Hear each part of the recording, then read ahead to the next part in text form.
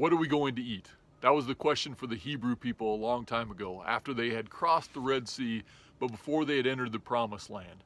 They were wandering through the wilderness, and they knew their supplies were not going to last. So in a moment of panic, they turned to Moses and said, "What are we going to do? What are we going to eat?" Moses turned to God, and God responded by giving them this manna from heaven, this flaky white substance that they would find on the ground every morning.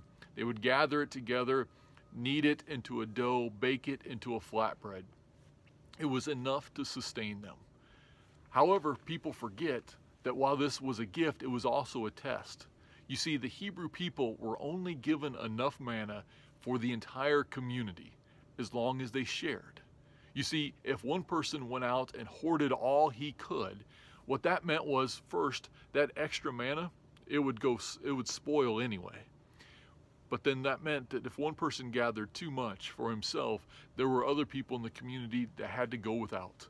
I was thinking about this today as I went to the grocery store and felt that temptation to grab all the toilet paper off the shelves and all the other food I could gather.